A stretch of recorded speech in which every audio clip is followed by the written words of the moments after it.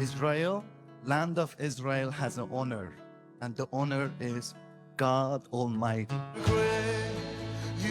October 5th, 2 days before Hamas would go on their killing spree. Welcome again to Shara Negev. You've been here last year, and I hope to see you again next year. More than 600 Christians from 50 countries visited areas in southern Israel close to Gaza's border. Ophir Lipstein, a well-known mayor, welcomed the Christian guests, taking a unity tour of the country. I promise to do everything to keep the land of Israel, to keep the land of this area, and build it stronger and stronger. And I'm so happy to see you all from all over the world that come to see this beautiful place.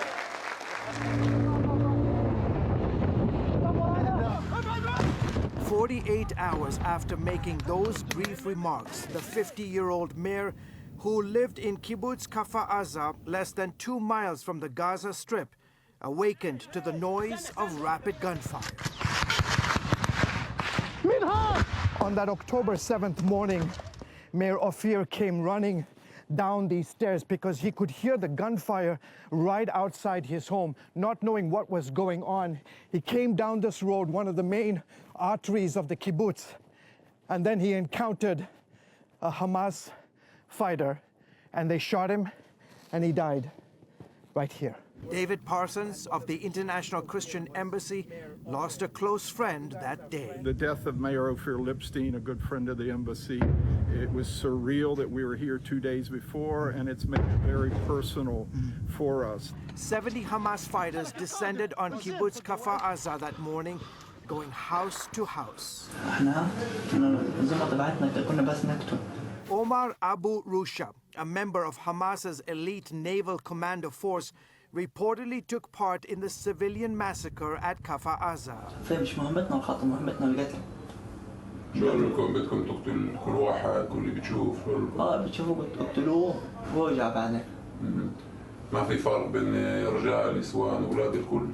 This graphic mapping shows the exact locations in the kibbutz where Rusa and his accomplices murdered 58 residents of Kfar Aza, including 40 children.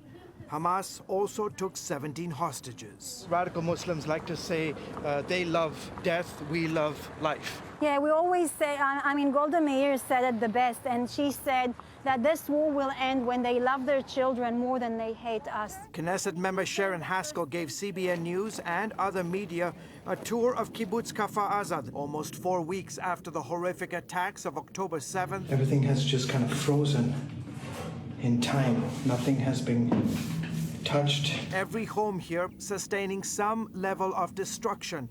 Windows blown out, furniture and clothes strewn all over the place. This is taken out of a horror movie, out of a horror scene. Just unbelievable. This is part of a Hamas rocket. Major Diamond of Israel's Defense Forces telling CBN News that once terrorists took over the kibbutz, hundreds of Gazans then broke through the border fence. Clothing that you see scattered here, this wasn't done by IDF. This was done by Hamas. And Gazans that just came in here and started to loot the houses and just steal whatever they could. And then there's the smell that still lingers in the air all these many weeks later. The one thing you immediately recognize, you can smell the smell of death here. Blood still splattered on the floor, on the couch, along with hundreds of bullet marks. These seem to be small caliber weapons, bullets, and clearly this was much, much bigger.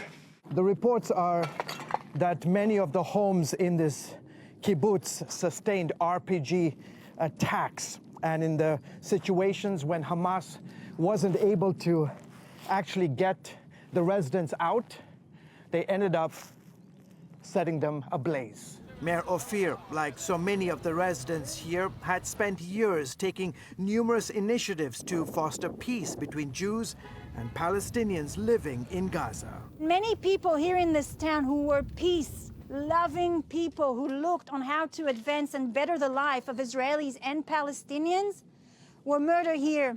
in front of their homes with their family members. Some of them burned to the ground in these houses.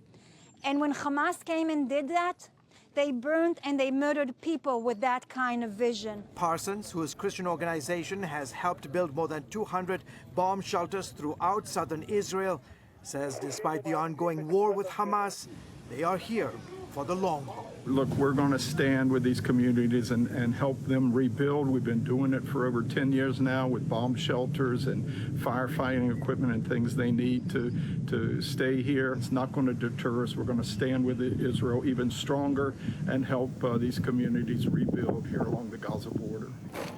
George Thomas, CBN News, Kibbutz Kfar Aza in southern Israel.